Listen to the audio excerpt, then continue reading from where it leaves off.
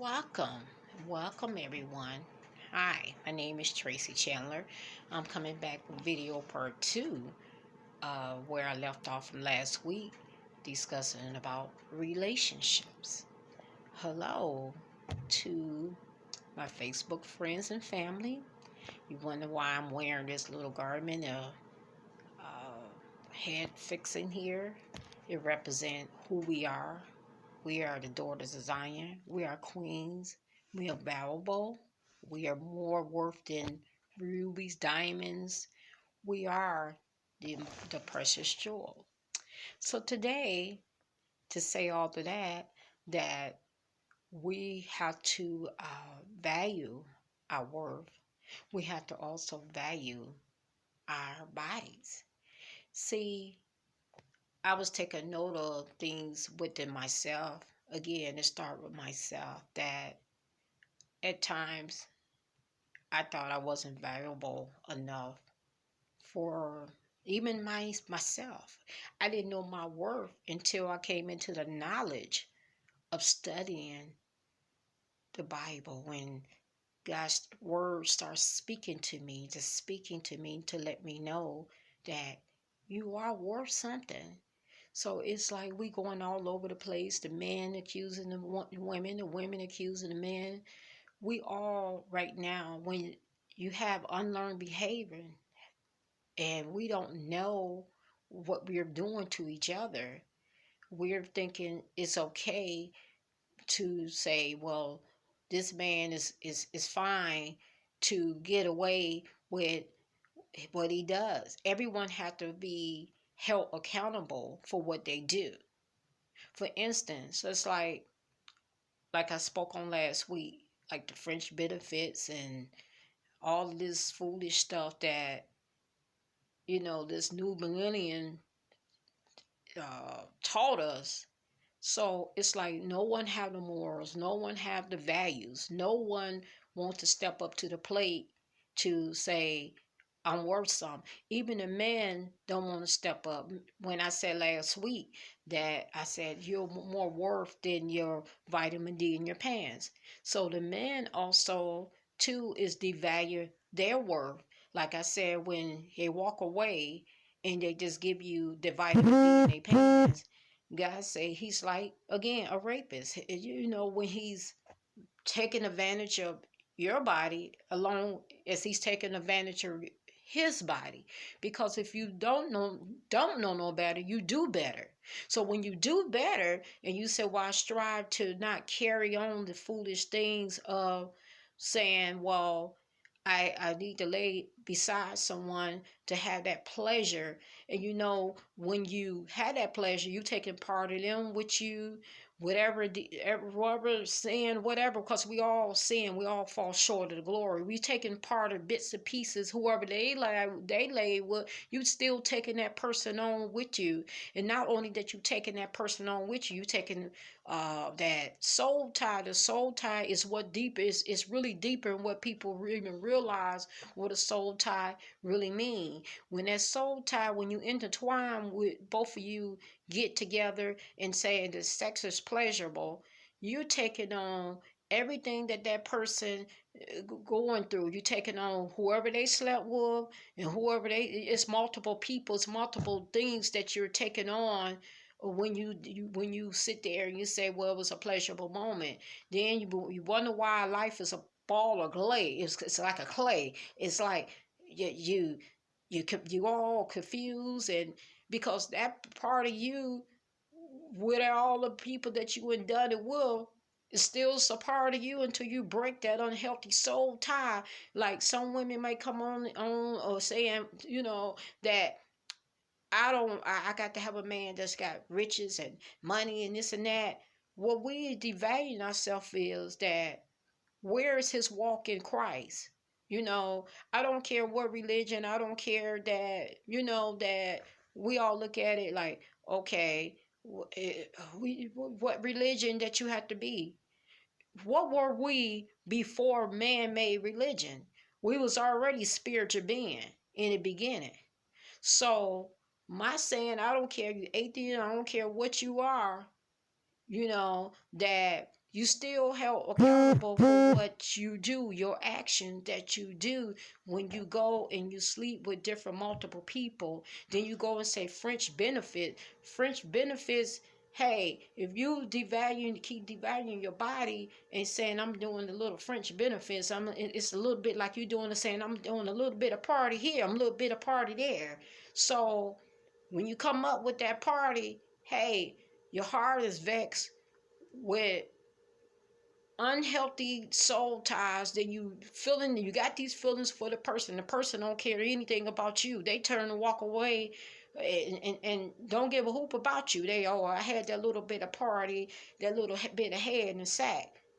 But the person still remember, they feel that they uh, got away with some, but they didn't get away with what they do with God, and they still got a piece of you with them, because it's like if you gave someone a piece of pie and they ate that pie, and that pie was like really good, so this pie is really good, but that pie stayed with them. Either they're gonna grow into pounds, or it's in your digestive system. It's still there. No, I don't care how you summer, that pie is still there. Same way with sex. If you intertwine with someone, you still, that sex is that, you say in that moment, that person still got a piece of you with them. Whether you like it or not, they still have that part with you or not. So also I just want to say that we're so caught up with all this, the foolishness and all of this craziness, that we see ourselves saying it's okay to have somebody, with an income, you have a balance or whatever.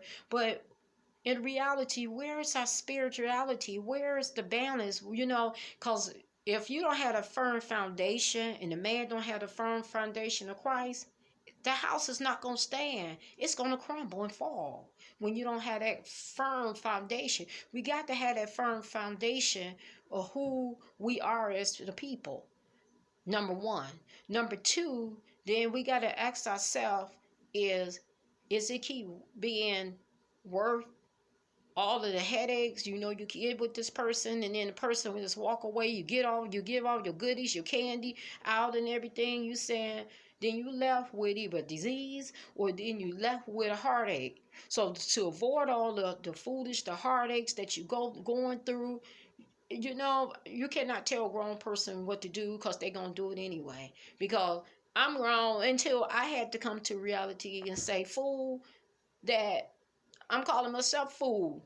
Fool that you give all your goodies away, and then when it's time to get married to someone, you ain't gave so many goodies. So it's like, what it is left, that, for y'all to really, really do, because you ain't gave. I ain't saying that your pleasurable moments won't be there, but it's like you gave all your goods, your heart, your emotional. So I'm learning as a woman, and I'm, like I said, I'm 53 years old, and I'm still learning how to be a woman of integrity, a woman of God, how to carry myself. Hey, it didn't take just, just like yesterday. I looked at myself and I said, hey, Tracy,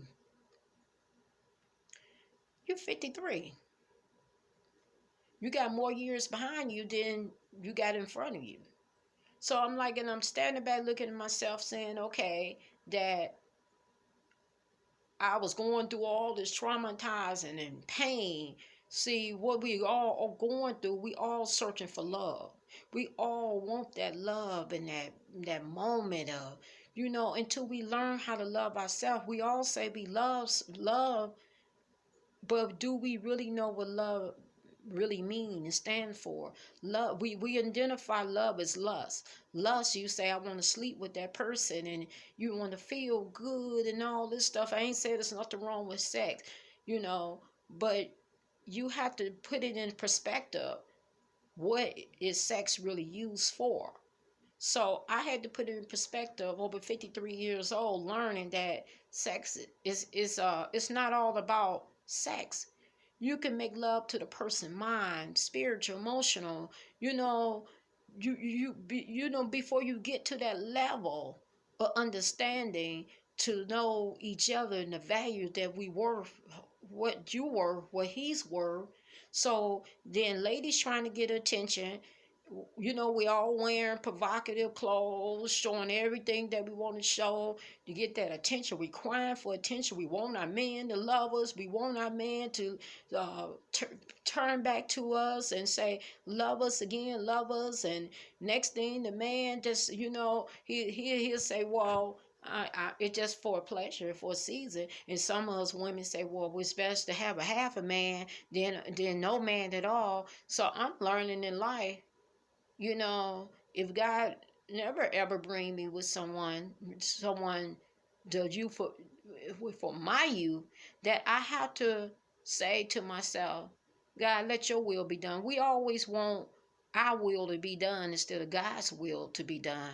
Like I was just telling one of my mentors, and I was talking to her. I said, as us as ladies, we all want things our way and never want it God's will and perspective, because his will and perspective is going to always outbeat and weigh us, and always going to be right and right on time.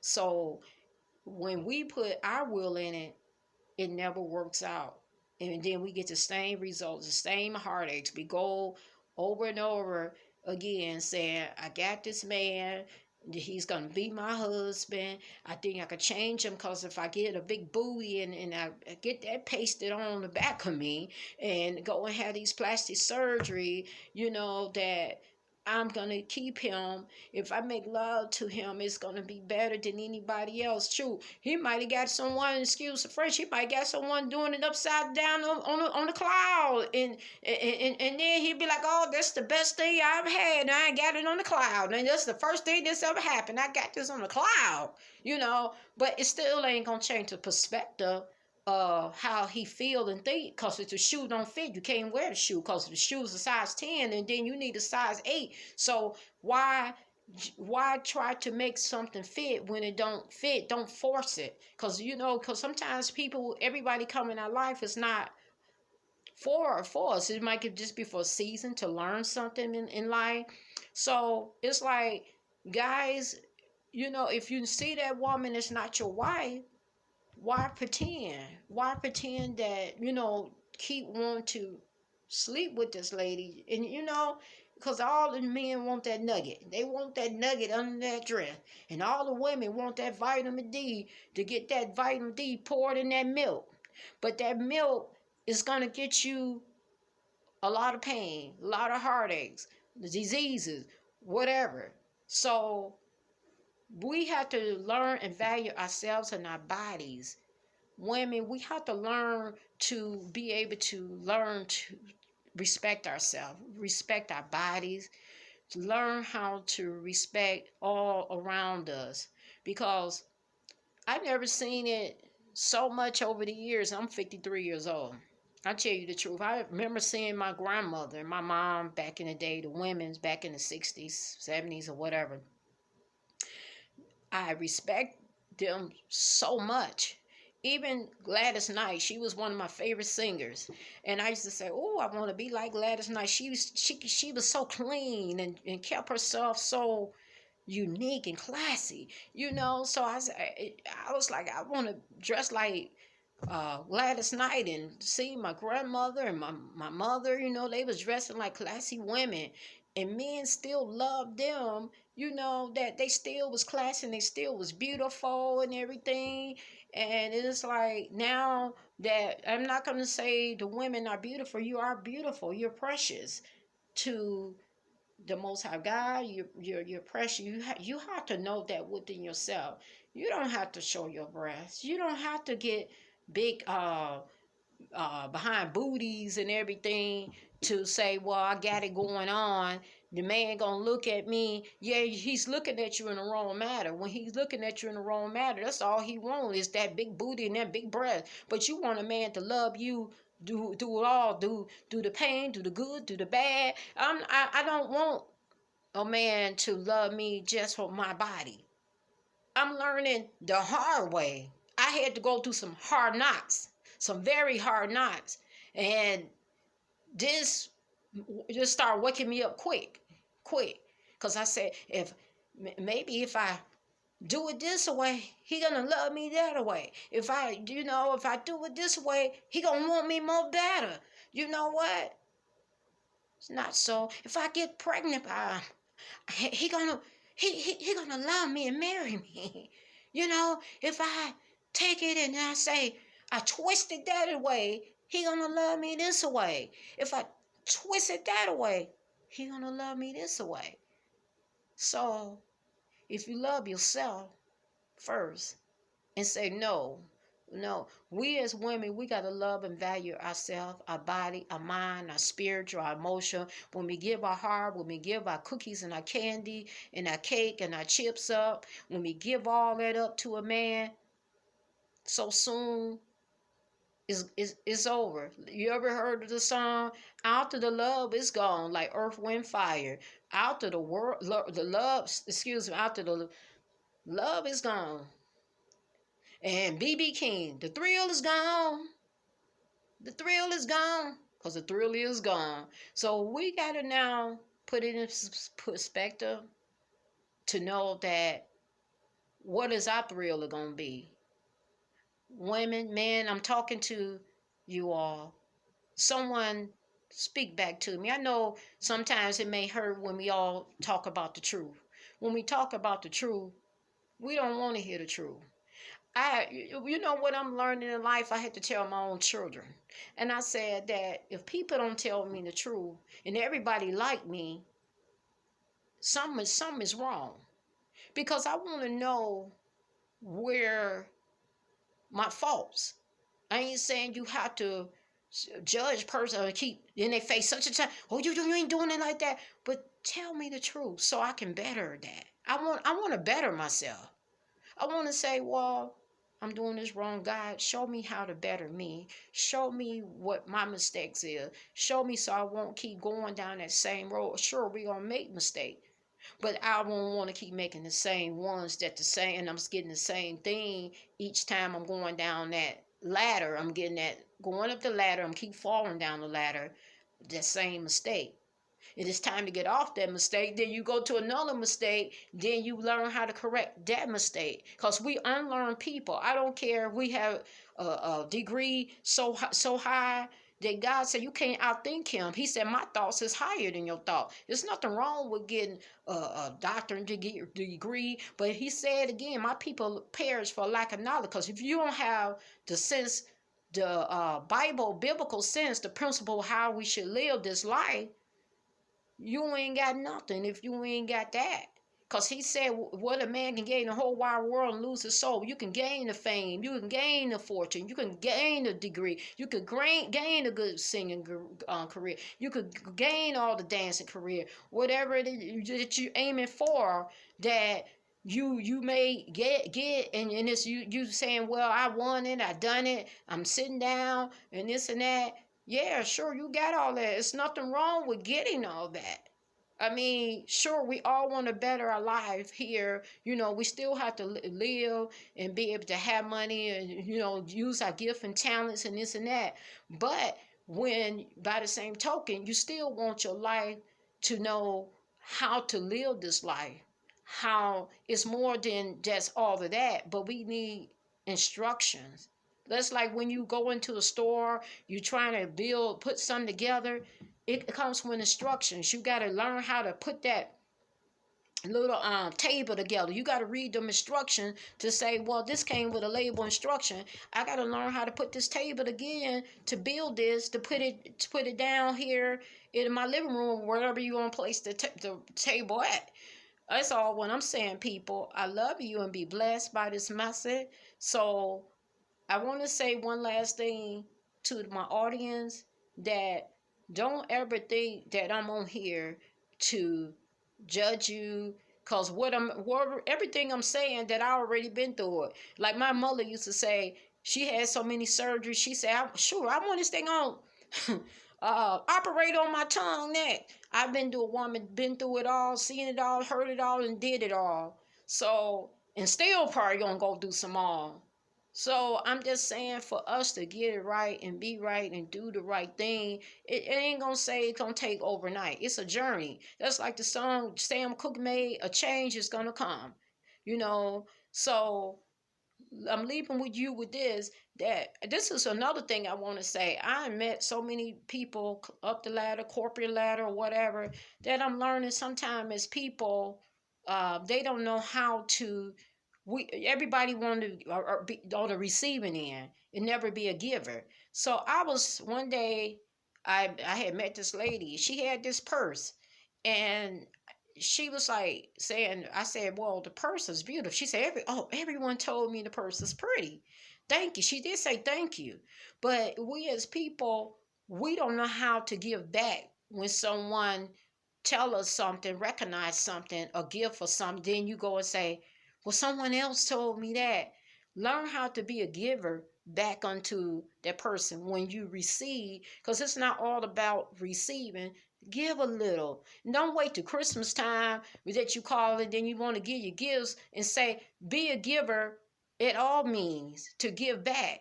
And I'm learning as people, that goes for business people, corporate people. Learn how to give back when someone you get a compliment and give a compliment back. Like one day I was in the store, the lady said, I like your boots. And I had bought the boots from a friend of mine, pretty boots. She called them the hair boots. I mean, gorgeous boots. I love the boots, and everywhere I was going, people saying they like my boot. So I didn't go and say, "Oh, everyone told me that." So I said, "Well, thank you, ma'am." And I said, well, "Thank you." And I found some on that person that to tell them, because sometimes when you give a person a compliment, give it back to them. Find something unique on them. And I told the young lady, I seen her earrings she had on. I said, you look so beautiful, and those earrings look so adoring on you. They're gorgeous on you. So we as people learn how to give. Some people don't even have the faintest ideal to know how to make someone else's feel good. Don't something A lot of people say, I'm humble, I'm humble. If you humble, give back to someone else and say, you're beautiful. Something about you is beautiful. You can find the worst person that looks foolish and just looks crazy. And they might tell you you look nice. Fine. Even if they little hairs, the little knots or some on them, and say, you look nice too. I like your spirit. And thank you. I like something about you. You're a beautiful person. Oh, I like your shoes. Something. Find something. We stop being such a giver, people.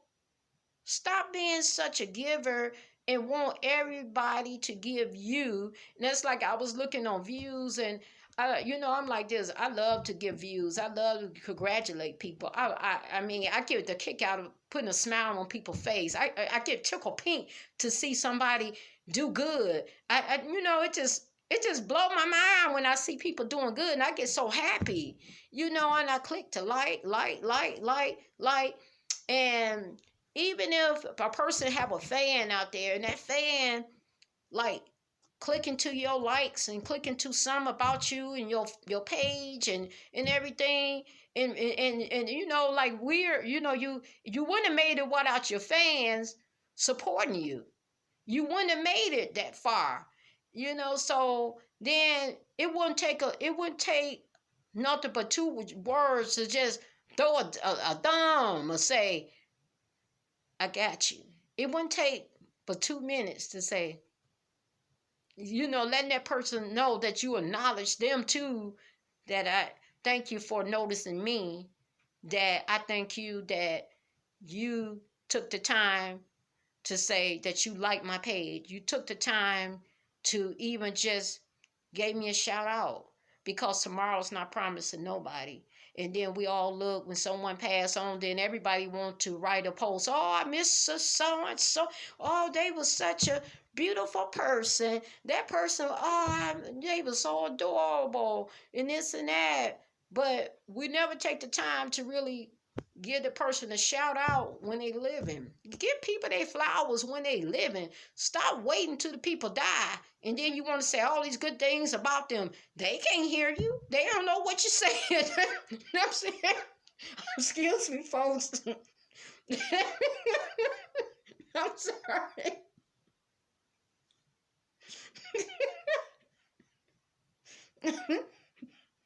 I am so sorry that I'm getting tickled pink, but it's the truth. They don't know what you're saying, and you telling them, oh, you was beautiful. You was born in 1942, and you passed in 2019. You was so beautiful. Why didn't you acknowledge them when they was living? You know. So that's all I want to say. Thank y'all the views. Thank all the Facebook and friends and family. I love you all. Be encouraged. Be strengthened. Men, please. Um, we get it. We got to get it together. We can't keep blaming each other. You know that it's life is so short. So women, you don't need to say, you want a rich man. We all, God know our desires of our hearts. He know what we need when we need it. So to save ourselves unnecessary heartaches, I'm just telling you from my perspective, you could do what you want to do. We all grown people here, real talk. We gotta save and value our bodies. So I'm learning the hard way. And I can say to you and God, I'm truly sorry. I had to learn the hard way in life, some hard knocks, to know that certain things that I devalue my worth, I devalue myself. So I just want to just leave you guys that, so we won't have to keep devaluing our worth, that we more than just something in between our pants. We more than just getting a $3 or whatever from someone, or $1 million. And a lifetime is a treasure with someone. Spending a lifetime is a treasure more than any $1 million. It's fine and well, if you can have it and get it, there's extra money, extra things, to be able to travel or whatever together and do y'all traveling and around the world. But when you got, just like that movie, Ladies, not Lady Sings the Blue, Mahogany, when Billy D. Williams said to Diana Ross in the movie, he told her, he said, success ain't nothing without the person that you want to spend it with. And that's so true. You want to have a balance, with someone. You do want to have a cushion in the money. You don't want to just go with just enough. So money is an answer to things, but a root of money is when you use it for, it is dangerous when you're using it the wrong way. But um, please, ladies, I love you. I love you. Ladies and gentlemen, be blessed by this video. Have a blessed and prosperous day. So next time we tune in, and I will have more great. It's so grateful to to talk to you all. Love you. God bless. Out of here. Peace.